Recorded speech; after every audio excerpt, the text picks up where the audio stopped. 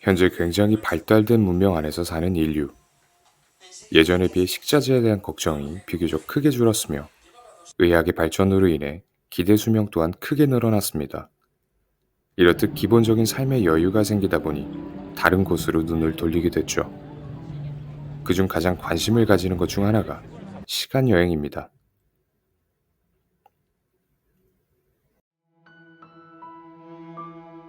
시간은 우리 생각보다 굉장히 빠르게 흐릅니다. 신기하게도 나이를 먹을수록 시간이 더 빠르게 흐른다고 느끼죠.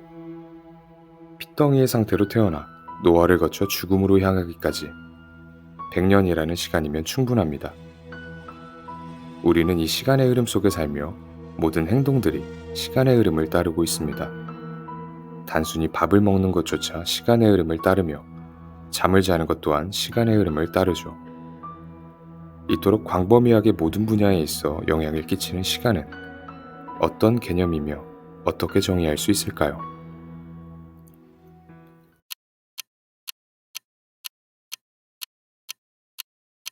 사실 시간이라는 개념 자체는 우리 인간이 도입한 하나의 시스템입니다. 시간이라는 것은 물질적인 대상의 변화를 보고 시간이 흘렀다고 생각을 하는 것일 뿐, 시간 자체가 무엇인지는 아무도 알지 못합니다. 한번 생각해 보면 시간의 흐름을 볼 수 있는 사람은 단 한 명도 존재하지 않죠.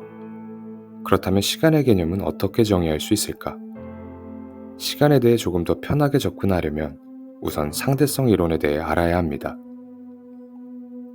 인류 최초로 시공간의 개념에 대해 고민했던 뉴턴은 어떠한 물체의 존재 유무와는 상관없이 시간과 공간은 항상 존재한다고 생각했죠. 하지만 이 개념을 조금 더 개선한 인물이 아인슈타인입니다. 바로 상대성 이론을 가지고 말이죠. 상대성 이론은 두 가지로 나뉘는데 특수 상대성 이론과 일반 상대성 이론입니다. 특수 상대성 이론은 쉽게 설명하자면 첫 번째로 같은 속력으로 움직이는 관찰자는 물리 법칙이 똑같이 적용된다는 것이죠. 가속도가 0이라는 특수한 상황에서만 유효합니다. 두 번째는 빛의 속도는 항상 불변한다는 것입니다. 예를 들어 속도 100으로 달리는 기차 안에서 제가 공을 100의 속도로 던지게 된다면 저한테는 공의 속도가 100으로 보이겠죠? 멈춰있는 여러분이 보기에는 200의 속도로 움직일 겁니다. 하지만 빛은 조금 다릅니다. 만약 속도 100의 기차에서 빛을 쏜다면 기차 안에 있는 제가 보는 빛의 속도와 밖에서 있는 여러분이 보는 빛의 속도가 동일하다는 말입니다. 사실 이게 굉장히 모순된 얘기인데 이것을 해결한 것 또한 아인슈타인입니다. 물체의 운동 상태에 따라 그 물체의 시간이 변한다는 개념으로 이 모순을 완벽하게 정리해버렸죠. 즉 모든 시간은 상대적이라는 의미입니다. 그렇다면 일반 상대성 이론은 무엇일까? 일반 상대성 이론은 조금 더 광범위하며 특수 상대론과는 다르게 가속도가 0이 아닌 상태일 때를 말합니다. 질량을 가진 물체는 주변의 시공간을 변화시킵니다. 예를 들어 태양의 중력에 의해 지구는 공전을 합니다.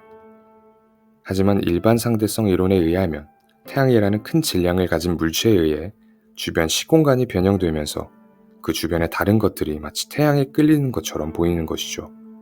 쉽게 말해 중력이라는 것이 공간과 시간이 휘어진 결과라는 뜻입니다. 또 다른 예로는 블랙홀을 말할 수 있겠죠. 질량이 매우 큰 블랙홀은 그 근처에만 접근해도 시공간이 변형됩니다. 사건의 지평선으로 다가갈수록 더욱더 변형되죠. 어려운 내용 다 집어치우고 아주 간략하게 말하자면 시간과 공간은 서로 다른 개념이 아닌 서로 맞물려 있는 존재라는 것이죠. 우리는 흔히 시간과 공간을 나눠서 생각합니다. 하지만 시간과 공간을 합쳐서 생각해보면 어떨까? 예를 들어 만약 여러분이 내일 일본을 간다고 가정해보면 비행기를 타고 1시간이라는 시간이 걸리겠죠. 공간상에서도 한국에서 일본으로 이동했을 겁니다. 그래프상에서 보이듯이 이 지점의 시간과 공간이 절대적으로 움직였다고 생각하시나요? 정답은 아니다입니다. 상대성 이론에 따라 시간은 상대적인 것이기 때문에 사람에 따라 이 시간과 이 공간에서 발생했다고 생각할 수 있습니다. 하지만 그렇다고 해서 그 결과의 본질이 바뀌는 것은 아닙니다. 그렇다면 상황에 따라 어떤 사람의 미래는 나에게 현재일 수도 있겠죠. 결국 우주의 큰 틀에서 보자면 과거, 현재, 미래는 존재하지 않으며 4차원 시공간 속에서 공간처럼 존재하는 개념입니다. 조금 더 쉽게 설명하자면 이곳이 우리가 말하는 과거이고 이곳이 현재, 여기가 미래라고 가정한다면 과거에서 현재로 시간이 흐르는 것이 아니라 단순히 우리가 살았고 살고 있고 앞으로 살 날들의 단면 중 하나를 볼 수 있는 위치가 변하는 것뿐이고 그 속도는 모두가 상대적이며 이것을 우리는 시간이 흐른다고 말하는 겁니다.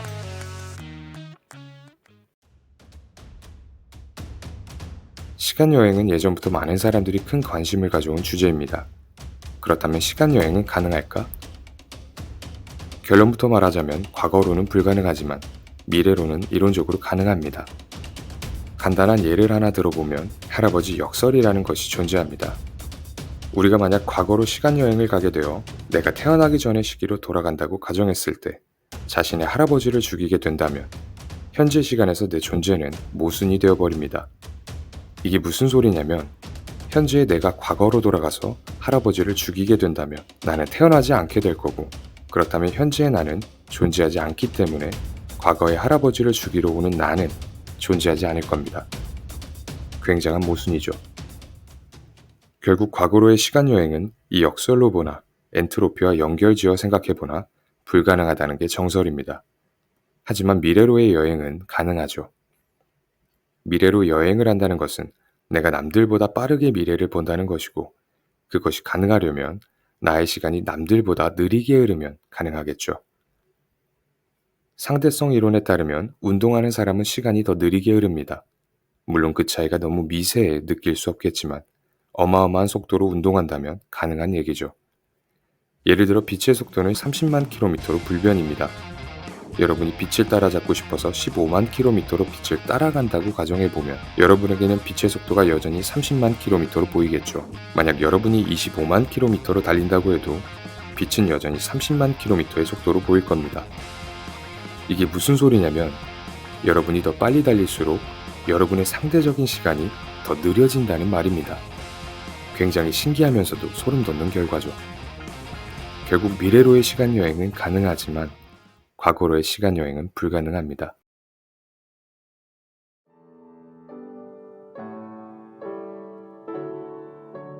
우리의 시간은 결코 과거로 되돌릴 수 없습니다.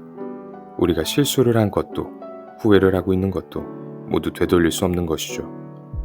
결국 인간이 정한 시간이라는 시스템 속에서 살아가고 있는 우리들은 미래를 위해 현재에 집중하는 것이 우리를 위해서 더욱 건강한 선택입니다.